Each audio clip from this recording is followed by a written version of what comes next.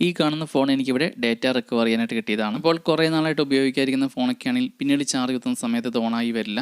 അതുപോലെ പ്രൈവറ്റ് ഡേറ്റയ്ക്കുള്ള ഫോണാണെങ്കിൽ നമുക്ക് വേറൊരാളെ സഹായം അല്ലാതെ നമുക്ക് തന്നെ ആ ഒരു പഴയ ഫോൺ വീണ്ടും ഓണാക്കി എടുക്കാൻ പറ്റും. അതെങ്ങനെയാണെന്ന് പറഞ്ഞുതരാം. അപ്പോൾ ഇതിനായിട്ട് കംപ്ലൈൻറ്റ് ആയതാണെങ്കിലും പഴയ ബാറ്ററി ആവശ്യമാണ്.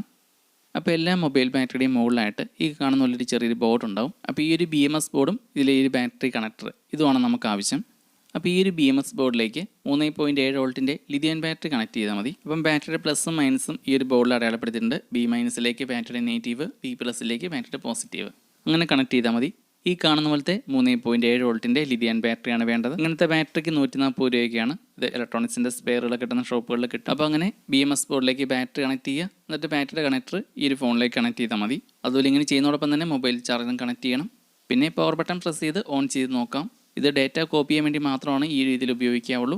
അപ്പോൾ ഇതുപോലെ ബാറ്ററി കണക്ട് ചെയ്തിട്ടും ഫോൺ ഓണായി വന്നില്ലെങ്കിൽ പവർ ബട്ടൺ ഒന്ന് ഓപ്പൺ ആക്കി നോക്കുക. കുറേ നാൾ ഉപയോഗിക്കാതിരിക്കുന്ന ഫോണിൽ ഇവിടെ ഫംഗസ് പോലെയൊക്കെ വന്ന് അങ്ങനെയും കംപ്ലയിൻറ്റ് വരാറുണ്ട്. ഇത് ഓപ്പൺ ആക്കി ഷോർട്ട് ചെയ്ത് നോക്കുക ഓണായില്ലെങ്കിൽ.